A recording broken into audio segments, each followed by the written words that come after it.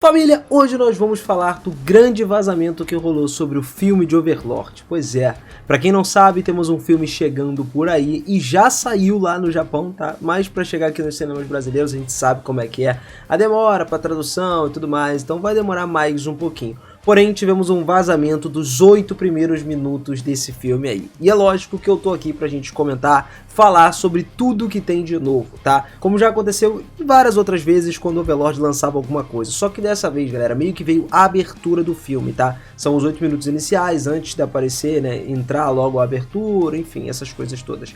Então já se prepara que nós temos, inclusive, novos personagens pra discutir e doideiras do Shao da Bob. Vamos lá!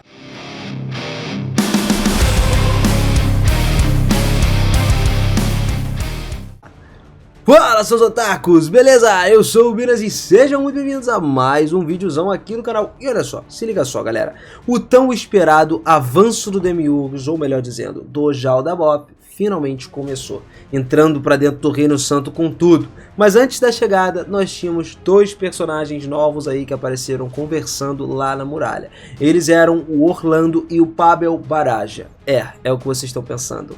O pai da Neia Baraja, cara. Olha que doideira. Só que beleza, vamos explicar os dois, mas começando pelo Orlando aqui. Acontece que a reputação do Orlando, por todas as habilidades de luta dele e tudo mais, acabou levando a ele a ser altamente honrado entre todos naquele reino. Especialmente o anterior rei sagrado, né, que concedeu a distinção de ser um dos 9 cores do reino sagrado. Esses 9 cores aí são um grupo de guerreiros considerados os guerreiros mais fortes do reino santo, tá? E olha só, em algum momento de seu passado, ele foi derrotado pelo Pavel Baraja numa batalha que eles tiveram ali, e ele também é um colega membro dos 9 cores, a gente vai falar dele já já, mas antes de perder pro Pavel, o Orlando ele estava cheio de si, quando ele foi designado para uma certa fortaleza, e sempre que ele lembrava desses dias passados dele, ele se envergonhava. Bom, enfim, nesse momento tinham muitos soldados habilidosos se reunindo ao redor dele, com uma admiração, o que alimentava muito o ego dele. E devido à natureza dele de espírito livre, digamos assim, ele se envolveu em muitos incidentes violentos, envolvendo nobres, superiores, o que levou a ele ser rebaixado mais de 10 vezes. O Orlando ele tem algumas habilidades com espadas, são as principais habilidades dele, em outras palavras. Ele sempre usa a favor de si mesmo a espada para um combate corpo a corpo, e junto com seus companheiros soldados ele também possui uma resistência muito grande a venenos. De acordo com algumas informações que o próprio Demiurgos obteve sobre ele, o Orlando aparentemente ele poderia usar um ataque especial que era várias vezes mais poderoso do que um ataque normal, em troca de quebrar as suas armas para fazer isso daí. Beleza, sem problema. Agora a gente vai entrar no Pavel, né? Que de acordo com o Orlando, o Pavel era descrito como um homem cuja expressão dele sempre ficava inalterada, mesmo que, sei lá, ele estivesse no meio de uma festa com bebidas e tal, ele mantinha a mesma cara. A única exceção era quando o assunto era de fato a filha dele, Neia Baraja, ou a sua esposa.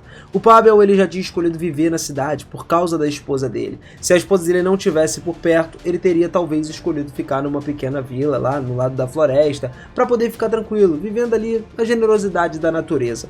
Mas é por quê? Porque o Pavel, sendo membro das 9 cores ali, as longas missões do Reino Santo dele acabam que fazem com que ele raramente tenha a chance de ver a sua esposa, que é uma ex-paladina, e a sua filha também, que é a Neia, atualmente fazendo parte, né, ou treinando para se tornar uma paladina do Reino Santo.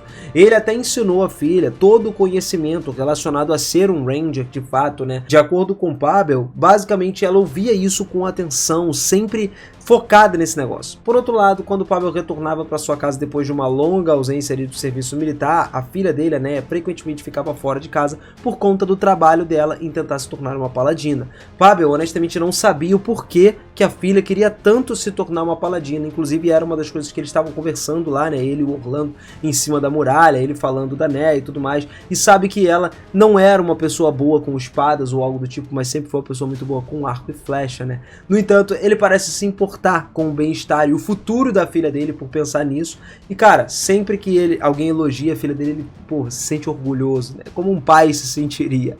Ainda assim, ele elogia a Neia também da mesma forma desde a infância dela. Até hoje, ele até manteve um amuleto da sorte aí que ela deu pra ele, ela esculpiu uma boneca de madeira, né, e deu pro pai como se fosse um lembrete de que ele estava lutando por ela no final das contas. Tanto que lá, ele também, mais uma vez, antes de acontecer tudo com o Shao da Bob, ele pega e fica olhando falando, Neia, tá ligado? Pensando nela. Por conta do dever militar dele, o Pavel sempre se sentiu afastado e cada vez mais afastado ainda dela, até o dia do seu falecimento, que sim, foi no início dessa história.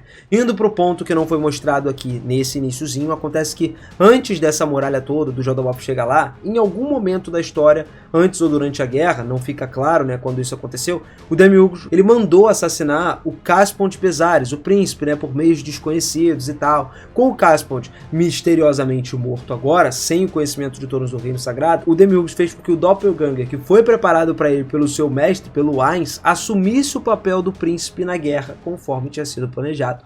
Então o príncipe já era, ele já não existia mais. Sob a identidade do Jaldabaoth, então, o Demiurgos escravizou 18 raças de várias tribos demi-humanas lá nas colinas de Abelions, forçando eles à submissão por conta do poder avassalador que ele tinha. Devido ao quão impotentes esses caras eram contra o Demiurgos, os demi-humanos eles não podiam deixar de expressar medo, com certeza viviam à base de medo, e uma admiração também pela força incomparável dele. Depois de formar uma vasta localização ali com o objetivo de atacar o Reino Sagrado, né? Aí o Demiurgos começou a planejar e começar essa guerra aí, que iria eclodir a qualquer momento. Levando em consideração a necessidade de destruir a Grande Muralha primeiro, né, como um sinal para tudo, ele já se manteve, colocou o exército inteiro e foi junto diante dessa muralha. E é aí que ele justamente chega dentro da história, dentro desse primeiro videozinho que foi solto pra gente. Primeiro, tanto o Pavel quanto o Orlando veem um exército absurdo de lá de cima, que só crescia cada vez mais se aproximando dessa muralha. Isso já era péssimo para eles, porque eles precisavam de algum plano para que eles conseguissem avisar o exército interno lá de Kalisha, né, pra galera se preparar para conseguir derrotar todo mundo ali, e eles tentarem segurar o máximo possível, porque derrotar era praticamente impossível para eles acabar com todos os caras. Só que no final acabou nada disso dando tempo.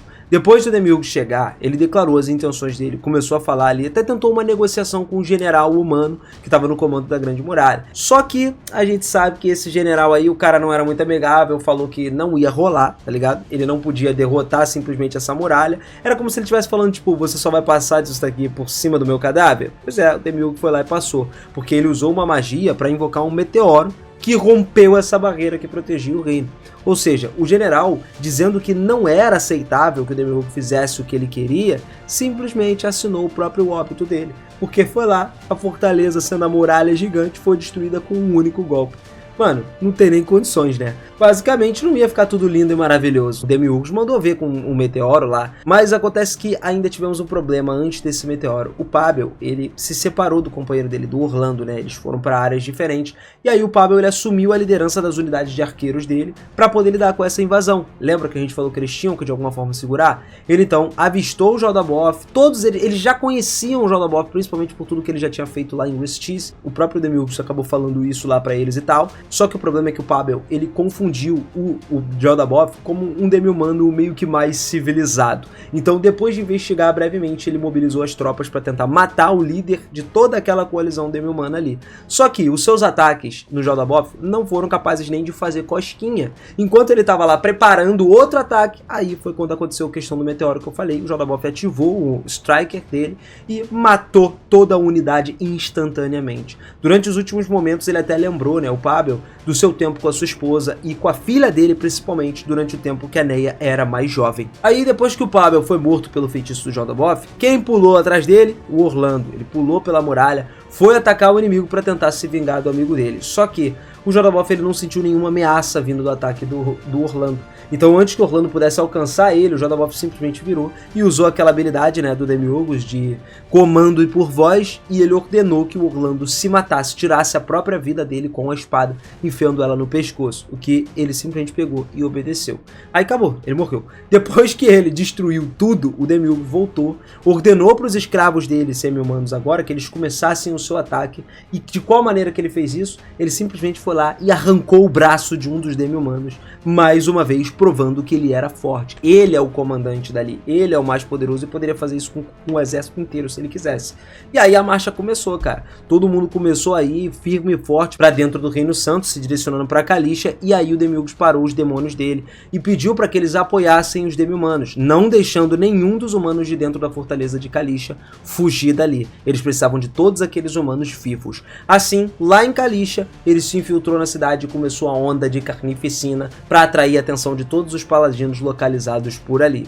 Bom, isso foi basicamente o que aconteceu nos primeiros minutos de Overlord. Depois já entra, né, o nome Overlord bonitão, provavelmente deve vir alguma abertura, alguma música, né? Como a gente sabe, o filme tá previsto para chegar nas nossas telinhas do BR aqui em outubro/novembro ali, né? Não tá totalmente confirmado ainda, tudo depende da Crunch, quanto que ela vai botar nos cinemas ou não, mas o legal é que foi confirmado que teremos mais de 2 horas de duração do filme, especificamente 136 minutos ali mais ou menos de filme. Então a gente vai ter uma história bem completa, cara. O filme ele vai manter o mesmo estilo das outras temporadas, só que aparenta ter algumas melhorias na animação, o que de alguma forma já era de se esperar, galera, principalmente pelo tempo que a produtora teve para poder produzir esse filme, fazer tudo com calma. Não é só um curta, é uma longa-metragem, então assim, é uma coisa muito diferente, né? A produção tem que ser melhorada. E até porque eles vão trazer um arco que não é nada menos do que uma obra-prima em Overlord, né? E esse arco do Reino Santo é incrível. Então, se você quiser continuar acompanhando essa história, continuar vendo tudo o que vai acontecer nesse filme, ter um resumão completo de tudo que vai rolar e sempre saber das novidades, já aproveita e garante a sua inscrição aqui no canal e ativa esse sininho. Overlord é uma das coisas que a gente mais fala por aqui, sempre traz conteúdo novo e sempre que tem novidade eu trago uma análisezinha completa pra vocês.